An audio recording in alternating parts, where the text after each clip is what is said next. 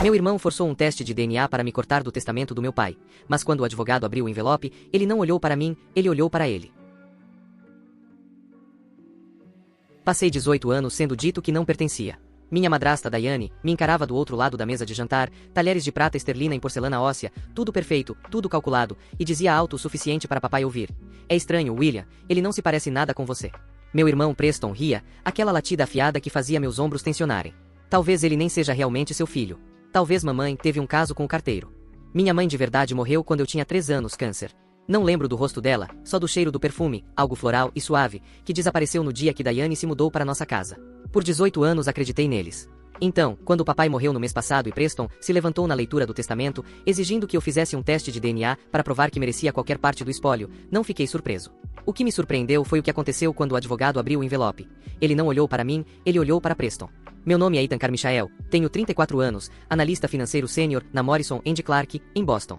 Moro num apartamento de um quarto em Beacon Hill, dirijo um Subaru de 7 anos, e não falo com ninguém da casa do meu pai desde os 17. Foi quando saí, último ano do ensino médio. Empacotei uma bolsa a 1h da manhã, saí pela porta da frente da propriedade Carmichael e nunca mais olhei para trás.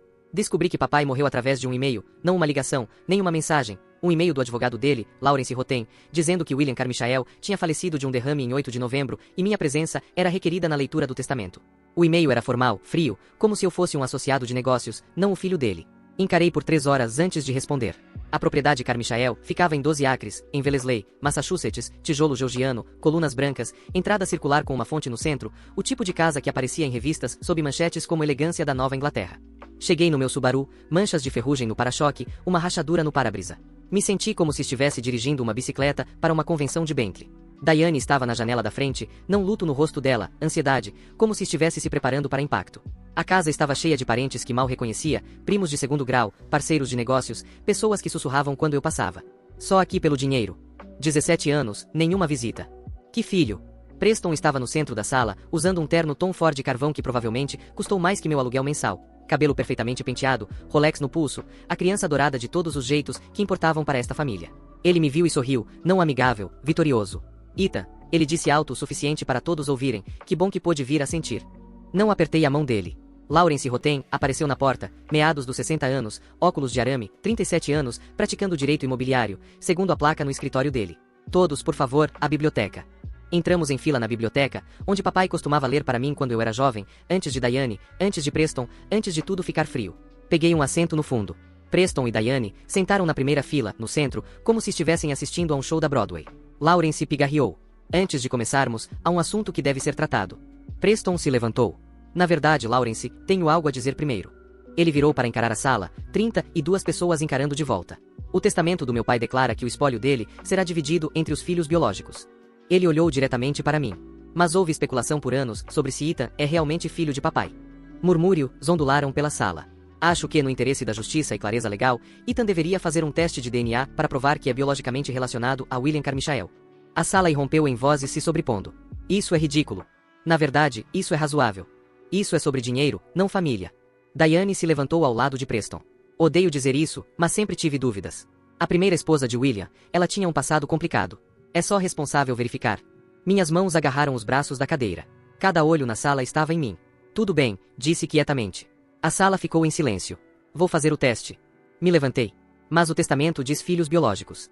Para ser completamente justo, não deveria todo mundo alegando herança ser testado. Preston riu. Tudo bem por mim. Não tenho nada a esconder. Mas algo passou pelo rosto de Daiane, só por um segundo. Medo. A semana seguinte, apareceu a se afogar em câmera lenta. Lawrence se arranjou para o teste de DNA através da Genitech Labs, uma instalação certificada em Cambridge. A doutora Raquel Morrison, especialista em DNA forense, 23 anos de experiência, supervisionaria o processo. Vamos precisar de amostras de ambos, a doutora Morrison explicou no escritório dela, paredes brancas clínicas, microscópios, unidades de refrigeração, zumbidos suaves. SAB de bochecha, procedimento simples. Vamos comparar seu DNA aos registros médicos de William Carmichael. Os resultados levam 5 a 7 dias. Preston foi primeiro, confiante, sorrindo como se estivesse fazendo uma limpeza de dentes. Fui segundo. Minha mão tremeu quando a doutora Morrison fez o SAB suave do interior da minha bochecha. Nervoso, ela perguntou se eu estava bem. Resultados não mentem. Qualquer que seja a verdade, você terá clareza. Clareza, como se isso consertasse 18 anos de ser dito que não pertencia. Fiquei no Courtyard de Marriott, perto de Wellesley. Não podia pagar nada mais legal, não podia aguentar ficar na casa. Preston me mandou mensagem no dia seguinte. Funeral de papai é quinta-feira, 11 da manhã, igreja St. Paul. Tente parecer respeitável. Apareci no meu único terno azul marinho da Macy's, comprado para entrevistas de emprego 3 anos atrás. A igreja estava lotada, 400 pessoas, senadores, CIOR, juízes federais. Um arrumador me encontrou na porta. Nome: Ethan Carmichael. Ele checou a prancheta. Você está na seção C, última fila. Atrás dos primos distantes que conheci 2 vezes, atrás dos parceiros de negócios de papai, atrás de pessoas que nem o conheciam. O programa listava membros da família em caligrafia elegante. Esposa Diane Carmichael, filho Preston Carmichael, outros parentes, Ethan Carmichael. Não filho. Não família. Outros. Preston deu o primeiro elogio fúnebre. Falou sobre o império de negócios de papai, a filantropia dele, a devoção à família. Meu pai me ensinou tudo. Como negociar, como liderar, como ser um homem. Ele engasgou lágrimas reais, ou talvez Preston fosse só tão bom em atuar. Diane deu o segundo elogio. Ela usava prada preto, pérolas, um chapéu com véu. William foi minha rocha, meu parceiro, o amor da minha vida. Nosso filho Preston foi o maior orgulho dele. Ela nunca disse meu nome, nenhuma vez. Depois do serviço, fiquei de pé sozinho perto da saída, enquanto todos os outros se reuniram no salão de recepção. Coquetéis de camarão, champanhe, risadas que pareceram obscenas. Então a empregada me encontrou. Rosa Martinez, 63 anos, trabalhava para papai desde antes de eu nascer. Senhor, ela sussurrou, pressionando algo na minha mão. 3º andar. Escritório trancado. Ele queria que você visse. Esta é a chave e a verdade. Esperei até 1h da manhã. Todos tinham saído. A casa estava escura, exceto por luzes de segurança. Usei a chave que Rosa me deu. O escritório do 3º andar estava trancado pelo tempo que eu conseguia lembrar. O escritório particular de papai, limite absoluto. A porta abriu com um clique. Liguei as luzes. As paredes estavam cobertas com fotografias minhas, fotos de vigilância profissional. Eu caminhando para o trabalho em Boston, eu numa cafeteria, eu no prédio de escritórios da Morrison & Clark, eu fora do meu apartamento carregando compras. Centenas delas, voltando anos. Papai tinha estado me observando toda a minha vida adulta. Na mesa, uma pasta rotulada em vermelho. Confidencial. Dentro, um teste de DNA datado de 12 anos atrás. Preston Carmichael. 0% de relacionamento biológico com William Carmichael. Minhas mãos ficaram dormentes. Havia registros médicos de 2013. Preston precisou de um transplante de rim, distúrbio genético. Papai se ofereceu como doador. Os médicos disseram que ele não era compatível. Não só incompatível, nenhum relacionamento genético. Foi quando ele ordenou o teste. Havia papéis de divórcio registrados 5 anos atrás. William Carmichael, v. Diane Shaw Carmichael, finalizado em setembro de 2019. Eles tinham se divorciado há 5 anos. E havia uma carta, a caligrafia de papai, trêmula, escrita recentemente. Ethan, falei com você quando sua mãe morreu. Estava quebrado. Diane apareceu 6 meses depois, linda, charmosa, exatamente o que um viúvo de luto precisava ouvir. Casei com ela rápido demais. Acreditei nela fácil demais. Preston nasceu 1 ano depois. Eu o amei, o criei como meu filho, mas quando ele precisou daquele transplante em 2013, os médicos me contaram a verdade. Sem compatibilidade biológica, nem perto. Ordenei o teste de DNA. Os resultados me destruíram. Diane teve um caso. Preston não era meu. Mas eu o criei por 14 anos. Ele me chamava de pai. Como poderia dizer que a vida inteira dele era mentira? Então tive o derrame, 3 meses depois de descobrir a verdade. O médico disse que foi induzido por estresse. Diane assumiu tudo: procuração, decisões médicas. Ela me isolou, controlou quem visitava, filtrou minhas ligações. Tentei te alcançar. Liguei para seu número dúzias de vezes. Cada ligação bloqueada, cada mensagem deletada. Me divorciei dela legalmente 5 anos atrás, mas ela nunca saiu da casa. Disse que traumatizaria Preston, que estava fraco demais para lutar. Então assisti Você das Sombras. Contratei investigadores, consegui fotos, vivi através dos seus sucessos à distância. Você se tornou tudo o que eu esperava que fosse: honesto, trabalhador, bom. Este testamento é minha última chance de fazer as coisas certas, de te dar o que merece, de expor a verdade. Sinto muito por não poder ser mais forte. Sinto muito por deixá-los te empurrar para fora. Sinto muito por tudo. Te amo, filho, como sempre. A carta terminava no meio da frase. Ele morreu antes de terminar. Sentei naquele escritório por 3 horas, lendo os documentos, encarando as fotografias, tentando entender. Papai sabia por 12 anos. Sabia que Preston não era filho dele, e ainda me deixou sair, ainda me deixou acreditar que eu era o estranho. Mas o derrame, a procuração, Diane controlando tudo, ele estava preso. Ouvi passos nas escadas, pesados, deliberados. Preston apareceu na porta. Ele olhou para as fotografias nas paredes, para a pasta nas minhas mãos. O rosto dele ficou branco. O que é isto? Ele sussurrou. A verdade. Ele entrou, viu o teste de DNA na mesa, o pegou com as mãos tremendo. As pernas dele dobraram. Ele sentou pesado na cadeira de couro de papai.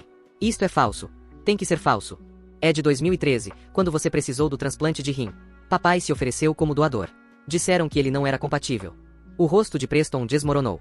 Ele nunca disse nada porque te amava de qualquer jeito, porque você o chamava de pai, porque dizer a verdade teria te destruído. Então por que você está me mostrando isso agora? Por que você exigiu um teste de DNA? Por que ficou de pé na frente de 32 pessoas e questionou minha legitimidade? Por que passou a vida inteira me fazendo sentir que eu não pertencia? Me levantei. Os resultados de DNA voltam sexta-feira. Quando Lawrence os ler, todos vão saber. Preston me olhou, não com raiva, com algo pior. Horror. O olhar de alguém cuja identidade inteira estava se estilhaçando. Mamãe sabe, ele sussurrou. Leia os papéis de divórcio. Ela é a razão do teste existir. A leitura do testamento foi agendada para sexta de manhã, 1º de dezembro, 10 horas, no escritório de Lawrence Rotem, no centro de Boston. Suíte de canto, 14º andar, janelas com vista para o common, cadeiras de couro, mesa de mogno, livros de direito forrando as paredes. Diane sentou no centro, usando um terno preto St. John, pérolas, cabelo perfeitamente penteado, mas as mãos estavam cerradas no colo. Preston sentou ao lado dela, mas a cadeira estava puxada 15 centímetros para longe. Ele não falou com ela desde encontrar o escritório. Sentei do outro lado deles. Os 3 outros parentes preencheram os assentos restantes, primos de segundo grau que mal conheciam papai, mas estavam nomeados no testamento para quantias simbólicas. Lawrence abriu a maleta. Senhoras e senhores, obrigado por virem. Antes de prosseguirmos com a leitura do testamento de William Carmichael, há um assunto a tratar. Ele puxou um envelope lacrado da Ginitec Labs. A sala ficou silenciosa. O Sr. Carmichael adicionou uma cláusula ao testamento 2 anos antes da morte. O espólio, avaliado em aproximadamente 47 milhões de dólares, será distribuído exclusivamente aos filhos biológicos dele. Todas as partes alegando herança eram obrigadas a consentir com teste de DNA. Qualquer um que recusasse perderia a reivindicação. Lawrence pegou um abridor de carta, se cortou o envelope. Os resultados são os seguintes. Meu coração martelou contra as costelas. Ethan Carmichael. Lawrence se olhou para mim. Confirmado. 99,999% de compatibilidade biológica com William Carmichael. Exalei devagar. Alívio inundou meu corpo. Diane soltou uma pequena respiração, ainda esperando. Lawrence continuou. Preston Carmichael. Ele pausou. O silêncio se estendeu. 0 relacionamento biológico com William Carmichael detectado. Preston se levantou de um salto. Isso é impossível. Houve um erro. Ele girou em direção a Diane. Mãe, diga que eles estão errados. Diga que isso é algum tipo de erro. Mas Diane só sentou ali, congelada, a cor drenando do rosto. Isto é uma armação, ela gritou. Lawrence adulterou os resultados. Isto é fraude. Puxei o teste de DNA de 12 anos da pasta e deslizei pela mesa. Então explique isto, disse quietamente. Papai já sabia. Ele descobriu em 2013, quando Preston precisou de um transplante de rim e ele se ofereceu como doador. Os médicos no Mass General disseram que não havia compatibilidade genética. Foi quando ele ordenou este teste. Olhei para Diane. 12 anos. Ele soube por 12 anos. Ele amou Preston de qualquer jeito. A voz de Diane rachou. Ele o criou. Ele o chamou de filho. Senhora, Lawrence pausou, ou deveria dizer senhorita Shaw, já que seu divórcio de William Carmichael foi finalizado 5 anos atrás, você não tem posição legal neste procedimento. O rosto de Diane foi de pálido para cinza. Preston encarou a mãe. Vocês foram divorciados? Preston, querido, foi só papelada, não significou. Você mentiu para mim. A voz dele estava mal acima de um sussurro. Sobretudo, eu estava te protegendo. Diane alcançou a mão dele, ele a puxou. Me protegendo? A voz de Preston subiu. Você passou minha vida inteira me dizendo que Ethan era provavelmente ilegítimo. Você me fez tratá-lo como lixo. Me convenceu que eu era o filho real e ele era o falso. Ele virou para mim. Os olhos dele estavam molhados. E o tempo todo era eu. Lawrence pigarreou. O Sr. Carmichael deixou uma carta final. Ele queria que fosse lida em voz alta neste cenário. Ele puxou um documento e começou a ler as palavras de papai. O caso, o engano, a descoberta durante o transplante, o derrame, a procuração, Diane bloqueando o acesso, as fotos de vigilância, o divórcio, o testamento como ato final de papai para expor a verdade e me proteger. Quando Lawrence terminou, a sala estava silenciosa. Um dos primos se levantou e saiu sem uma palavra. Os outros 2 seguiram. Éramos só nós, eu Preston, Diane e Lawrence. Preston sentou com a cabeça nas mãos. Não sei mais quem sou. Você é Preston Shaw, disse quietamente. É quem você sempre foi. Mas papai te criou. Te amou. Mesmo depois que soube. Aquela parte foi real. Então por que ele me deixou fora do testamento? Porque Diane usou você como arma. Porque ela te envenenou contra mim. Porque ele queria que a verdade saísse. E dinheiro era o único jeito de forçá-la. Preston olhou para Diane. Quem é meu pai de verdade? Ela não respondeu. Quem é ele? Marcus Bennett, ela sussurrou. Um colega na firma. Foi um erro. Uma coisa de uma vez. Ele sabe. Silêncio. Ele sabe que existo. Eu disse que tive um aborto. Preston fez um som que não era exatamente risada, nem exatamente soluço. Então não sou filho de ninguém. William não é meu pai. Marcus não sabe que existo. E você? Ele a olhou com algo perto de ódio. Você construiu minha vida inteira numa mentira. Lawrence juntou as mãos. O testamento é claro. O espólio passa inteiramente para Ethan Carmichael. Preston Shaw não recebe nada. Diane Shaw não recebe nada. Ele olhou para mim. Sr. Carmichael, tem alguma pergunta? Só uma. E quanto à casa? É sua, junto com todas as propriedades, investimentos e ativos. Valor total, 47,3 milhões de dólares. Preston não lutou. Não contratou advogados. Não contestou. O testamento saiu. Ele se mudou da propriedade 3 dias depois, com 2 malas e o carro. Diane tentou segui-lo. Ele disse que, se ela alguma vez o contatasse de novo, conseguiria uma ordem de restrição. Ouvi através de Rosa que ele se mudou para Portland, mudou o nome legalmente para Preston Shaw e recomeçou.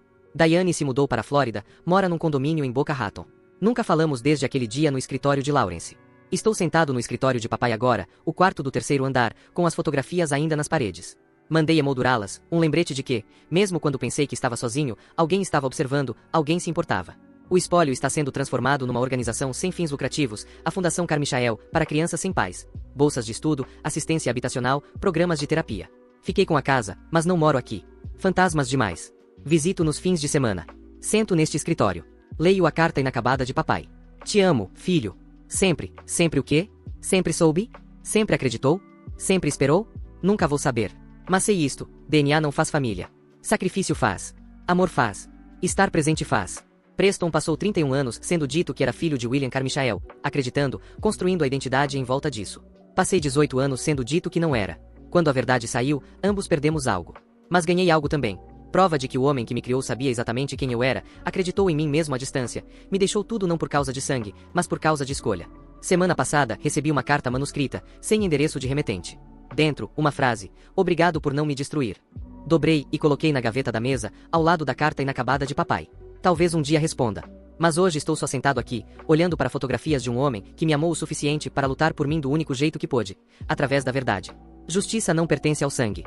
Pertence às pessoas que escolhem ficar, mesmo quando poderiam ir embora, às pessoas que lutam por você mesmo, quando você não sabe que estão lutando, às pessoas que te amam não por obrigação genética, mas por decisão consciente, dia após dia, ano após ano.